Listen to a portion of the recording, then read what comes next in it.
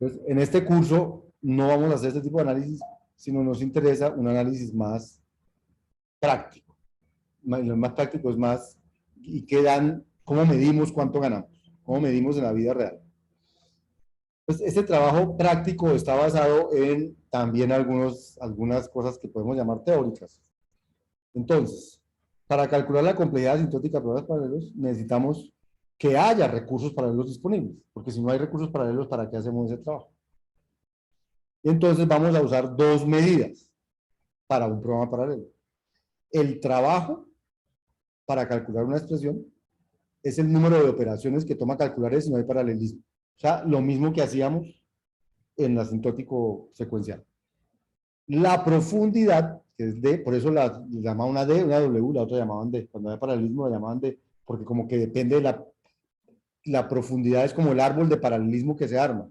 Si ese árbol es poco profundo, ganamos mucho, si ese árbol es muy profundo, no ganamos mucho. Entonces, la profundidad es el tamaño de la secuencia máxima de operaciones secuenciales, suponiendo un paralelismo ilimitado. O sea, a pesar de que haya paralelismo, hay cosas que se tienen que ir ejecutando. Entonces, la línea más larga de ese árbol de ejecución es la que llaman la profundidad.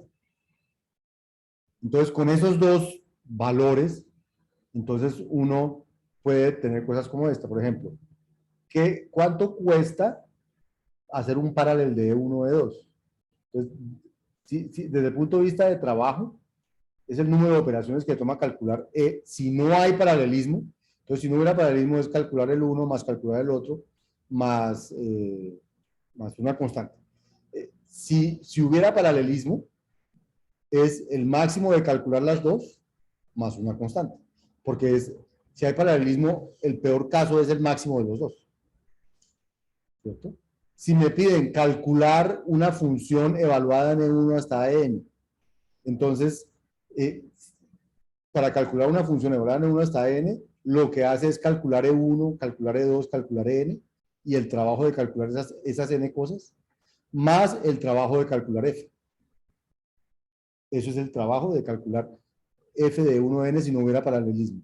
¿Cuál es el trabajo de calcular f de 1 hasta n si hay paralelismo? Pues el trabajo es el trabajo de calcular E1 más E2 más n, más el trabajo de calcular f si hay paralelismo. O sea, todo porque calcular f de 1n calcula E1n en tiempo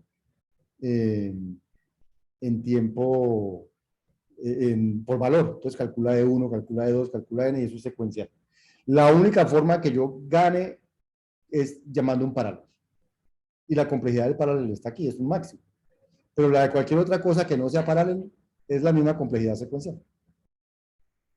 Lo único que hace que uno gane tiempo es paralelizar. Entonces, supongamos que logramos calcular WD y DDE y que en nuestra plataforma se pueden ejecutar hasta P hilos en paralelo, o sea, tengo P núcleos. Entonces, sin importar P, el programa se demora por lo menos DDE debido a las dependencias. O sea, si la profundidad más grande es 5, quiere decir que hay 5 cosas que tengo que hacer, digamos, como secuenciales, por lo menos. Entonces, mi programa no se demora menos de eso. ¿Cierto? Entonces, sin importar cuántos hilos tenga, la profundidad ya indica un mínimo para demorarse el programa corriendo. Ahora, sin importar cuál es la profundidad, lo que puedo hacer en paralelo, el programa por lo menos se demora lo que se demoraría en secuencial dividido P, si cojo todo lo que había en secuencial y lo divido en los P procesadores y lo hago uniforme.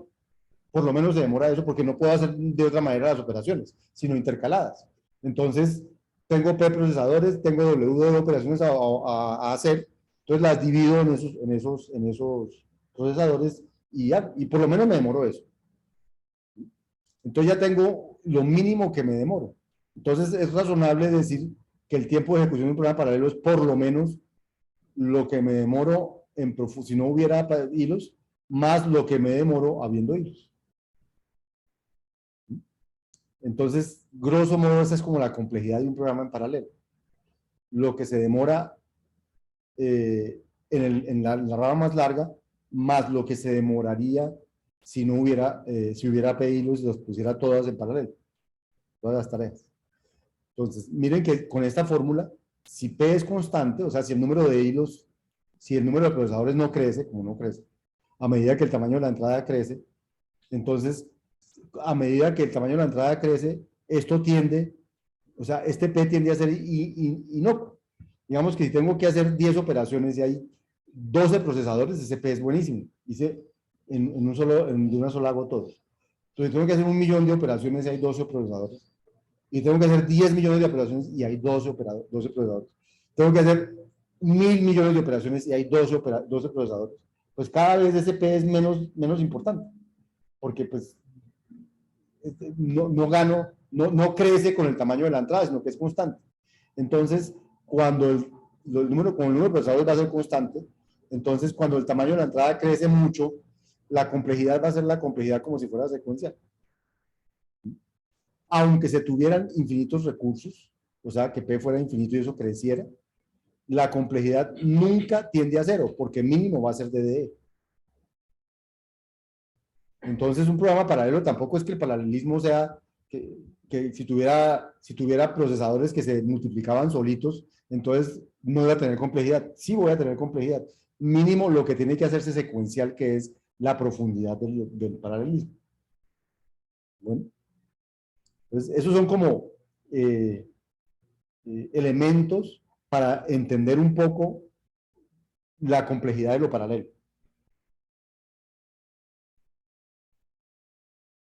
En concreto, por ejemplo, segment rec, que es el recursivo.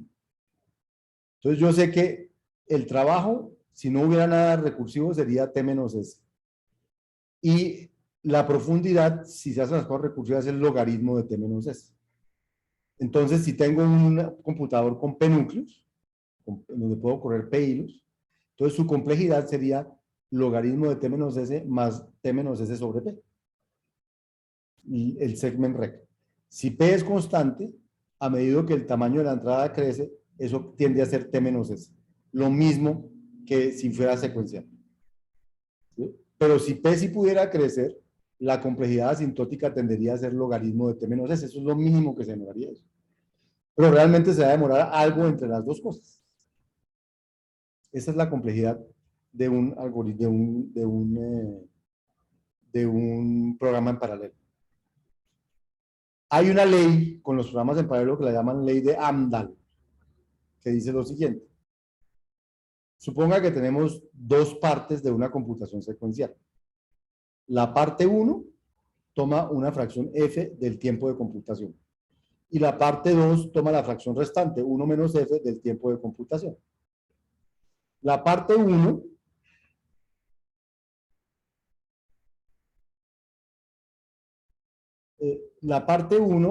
suponemos que toma el 40% y no se puede acelerar, y la parte 2 toma el tiempo restante y sí se puede acelerar. Entonces, ¿qué es lo que dice la ley de Amdahl? Dice, si usted logra acelerar la parte 2 veces más rápido, entonces la aceleración sería lo que se demoró en la parte 1 más la aceleración de la parte 2, sería 1 sobre f más 1 menos f sobre p. Se la logra hacer p veces más rápido. O sea, si la parte 2 la logra hacer p veces más rápido, en total la aceleración se va a calcular de esta manera. Si p fuera 100, la aceleración sería 0.4, y f fuera 0.4 al 40%, la aceleración sería 2.46. Si p tiende a infinito, lo máximo que esto daría es 2.5. O sea que lo máximo que podría acelerar un programa cuya parte, digamos, de computación secuencial que no se puede acelerar es esta, y cuya parte que se puede acelerar es esta, sería 2.5. O sea, podría andar 2.5 veces más rápido en paralelo que en secuencial. Tampoco lo podemos hacer andar 100 veces más rápido, ni 200 veces más rápido, sino que el número de veces más rápido que lo podemos hacer andar es un número que tampoco es, que no necesariamente es hartísimo. 2.5, por ejemplo, para un caso como este. Todo esto para decirles que el paralelismo no es la panacea, pero sí sirve. Sí sirve y sí sirve en muchos casos. Y ahora